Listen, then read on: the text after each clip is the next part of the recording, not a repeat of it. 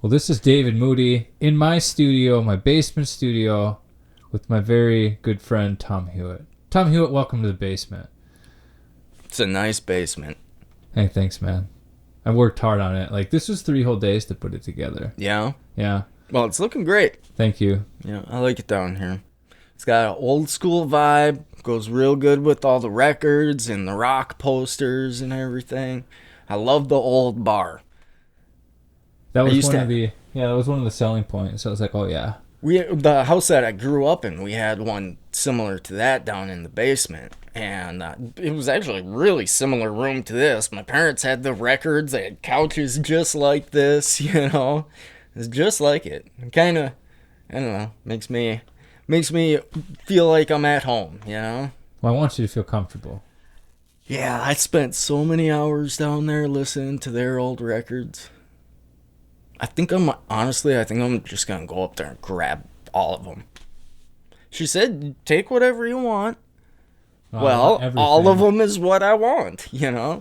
Maybe I'll leave some of her crappy, you know, Olivia Newton-John stuff that she got in the 80s. I don't need that. He'll say that now, but, like, that's going to be the first record. Yeah.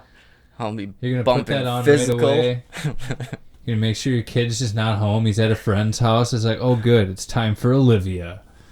Bust out those spandex. Do you ever watch the music video for her song Physical? It's uncomfortable. I haven't. It's a little weird. Really? It's like this gym theme with all these like super sort of out of shape people and her just kind of sort of singing to them and helping them work out in a way. It's bizarre. It's almost looking down on the... I wouldn't say it's looking down. It's just really weird. Like, I can't tell if it, like, is it sexual? Is it not sexual? I'm confused. I'm left after watching the music video a little confused. Yeah, and that uncomfortable. It's like, am I turned on weird right now or am I not? I feel like I need to work out. Yeah, I don't know. I have to can't watch it. That doesn't even sound good for an actual workout video. Like, I don't want to see that. Why would I want to watch that? No, you wouldn't. You know? You wouldn't. And that's part of its allure. It's just how much you don't want to watch it. And yet there you are, just sort of staring at it. It's almost like Two Girls, One Cup, but only not quite. That was very early days of MTV. There were a lot of videos at that time that was just like, what the fuck were you guys thinking? Why did you even do this, you know? Like that cocaine Mick Jagger. Is a hell of a drug, I've heard. Yeah. Speaking of, have you ever seen the Mick Jagger, David Bowie Dancing in the Street video? I have not. Oh, it's terrible. Hey, you ever hear that rumor that the two of them were found in bed together? I've heard that. I've heard it's disputed because was it Angela Bowie? Because I then it wouldn't be was reported surprised. that the song Angie was about her, like trying to appease her after it came out, but then like all of that falls like a house of cards because it was Keith Richards who wrote that about his kid whose name is Angie, but that rumor persisted for a really long time. We'll have to get Mick on for the next podcast. Yeah, stay tuned. We need to get to the bottom of this. Like, what's going on, man? Please tell us. We gotta find someone who does a really good British accent. Yeah, I've been listening to a lot of Stones lately.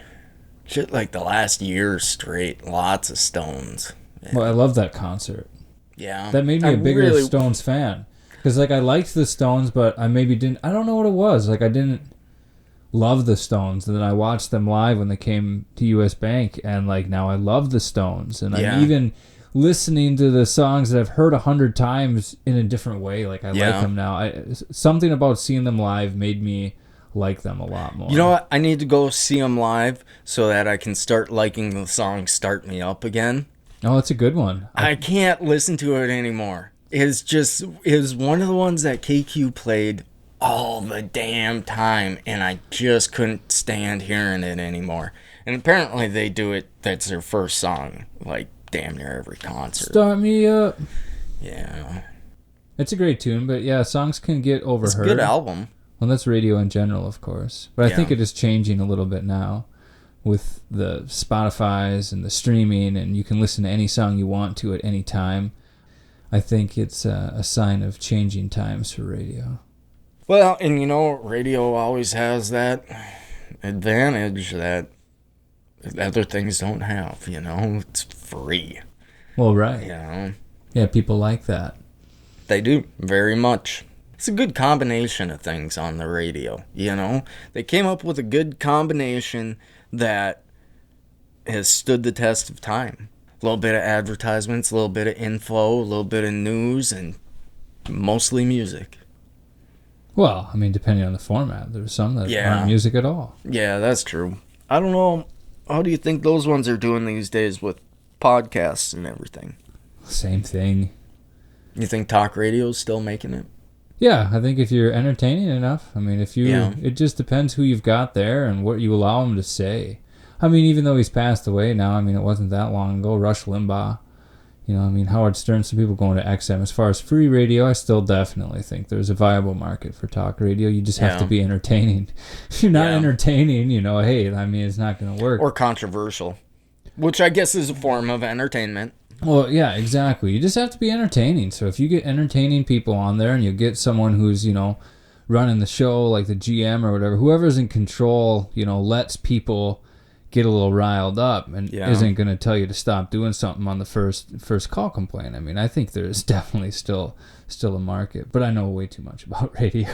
Yeah. But we've been doing it for like 10 years. I'm too deep, Tom. Is there any talk radio you listen to?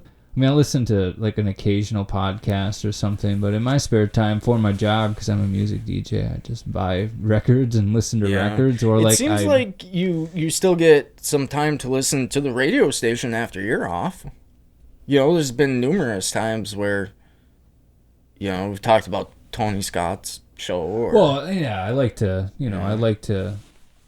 listen to the radio stations, make sure we're on the air, and, you know, I listen to our radio stations the most. I mean, I like to listen to the competitors too, just to see what they're doing, see what they do that I like, that I can incorporate into mine, or, you know, hear something they do that I think's dumb and I can go, hey, that sucked. But I do that to myself a song too. Or two. Huh? Or even a song or two. Oh yeah, I've definitely, I'll listen to like other radio stations of a similar format, and if I hear a song and I'm driving, I always like to picture myself in the environment of the listeners. You know, like I'm driving a song will come on, I'll be like, oh yeah, this is good, because you can lose that when you're in the studio. Yeah, I suppose. And it's amazing how like a song can come on the radio and it might have been a huge #1 hit at the time, and you just totally forgot about it. You know, it pops on and it's like, damn, I can't believe I haven't thought about this song in years. But there's so much rock out there, which is nice. You know, I definitely think this era right now is the worst era of rock ever. What about like trying to think, I like Greta Van Fleet. You don't like them? I like Greta Van Fleet, but that's the same name, and a lot of times the only name that anybody says anymore.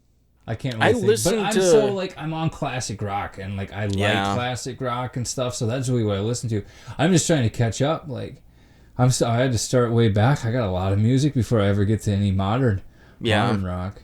But I also think like there's a thing where like everybody just thinks new music sucks, and then like it'll be like 15 years from now it'll be like, oh, okay, that was all right. I feel like even a lot of the producers and modern artists and everything are even kind of admitting it themselves these days, though. Like, it's not what it used to be. I wonder why that is. Yeah, different formats take over. I mean, different genres or whatever. Take over what? What does that mean? That doesn't mean anything to me. I don't know. Take over. You either play rock and roll or you don't. Like, yeah, so you'd it's like think when it you wouldn't. say take over, like, are you just trying to make music that's popular? Maybe that's the problem, because like I feel like real artists, you don't worry about what's popular. You just make the music that you're feeling. You make the music with your and that's soul, the problem. And it comes out. Right, and I don't think most of the modern stuff, I don't think they're real artists. I think all of them are the equivalent to 90s boy bands. You're talking the mainstream. Yeah. I mean, I know I should be spending more time looking around and trying to find stuff that isn't in the mainstream. And I probably get wouldn't be tiring making. too, and then you swing and miss on so many artists. You just want to go back to something safe. Like, just let me listen to Diary of a Madman again, please. Yeah. Yeah, and that going back to radio, that's always one of the good things about radio is like if we had a modern rock station in town, I would turn the modern rock station on, and then they could pick what's good for me, tell me what to listen to. Well, like, and I, anytime I'm around the cities, I like to throw on 93X, and I mean, there's some of that's nostalgic too. Like, I'll hear a song from the early 2000s or something. Reminds me of just being angsty, and confused, early Disturbed and stuff like that. The one artist I wish I could play though, I'd like to sneak in some Rob Zombie. I think you could probably get away with it. I mean, White Zombie, you got to figure that's going on 30 years now. Hell, their earliest stuff was coming out at the same time as Nirvana and Pearl Jam. I think you could fit it in. You could definitely at least throw on a Rob Zombie song on Halloween. On Halloween, I was going to this past Halloween, but I ended up bartering, and I was like, okay, well, won't push too hard because I was gonna play Dragula. Yeah. And I said, I won't push too hard for it if I can play Black Sabbath by Black Sabbath. And I got the A-OK to do that. It's awesome, but that's a spooky tune. Like, it was perfect for Halloween, because how did I even approach it? I just went up to the boss, and I was like, hey, so for Halloween, can I play something that's actually scary? But then you don't want to go too scary either. Yeah, what do they call that? The riff of the devil or something like that? Or the chord of the devil or something. Do they? Yeah. Interesting. Yeah. Like, I guess that's the song that got their name. Yeah, I want to say that I read like the music has a history that goes back even further. Like, there's some parts of that song that has some type of connection to like satanic shit or something like that, from what I read. Well, I can't remember for like sure. Satanism and Black Sabbath together for a really long time. Oh yeah, but I don't know. I just think they were just. I don't know if I buy into that. They're like actually some Satanists. I just think it's like. I don't think Ozzy. They were high out of their minds, right? And it's like they're just young lads, just sort of fucking with you, and like, okay, you think we're Satanists? We'll play into that. Like, fuck you. Yeah. Yeah, I mean, I definitely don't think Ozzy, any of them, really had the time to perform satanic rituals in between their lines of coke and massive amounts of alcohol and performing concerts and everything. When the hell were they gonna do it?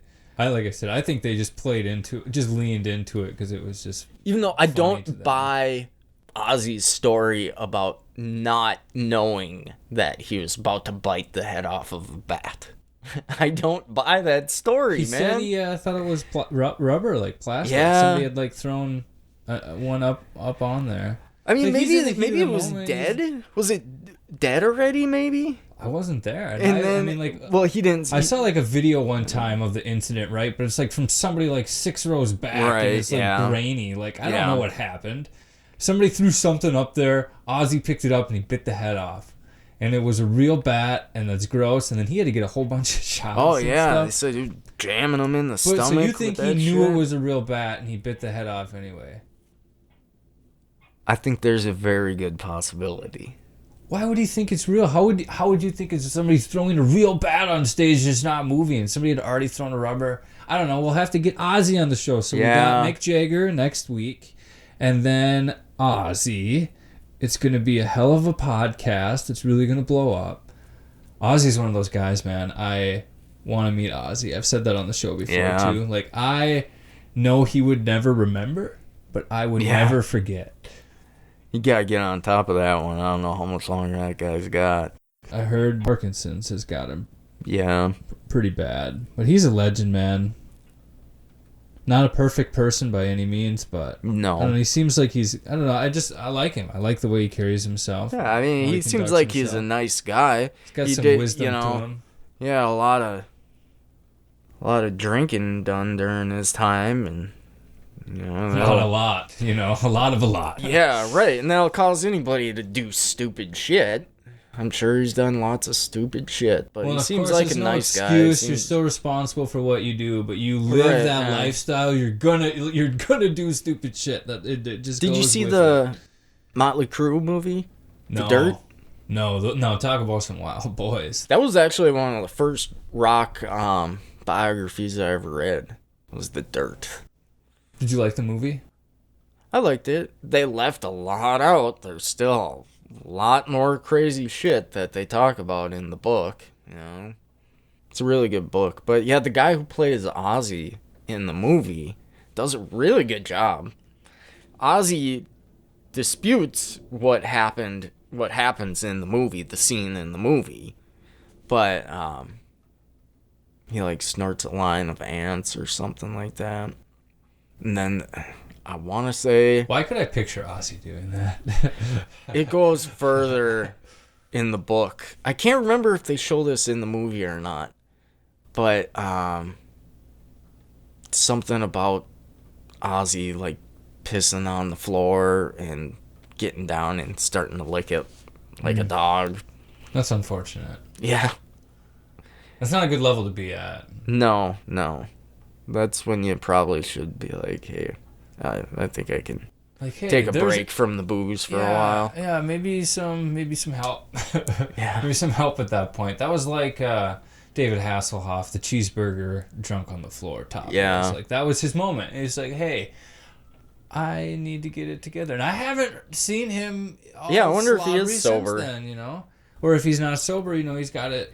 You know what was the worst part about that video was like it was his daughter. Yeah. Filming him. Yeah, there was some tension in that family. Hopefully everything got worked out. Don't hassle the Hoff. Well, I think that's a pretty good podcast, brother. David and Tom in my basement. Because kicking it. Yeah, kicking it. Watching the rain come down. And so ends our podcast. The Galaxy of Sound.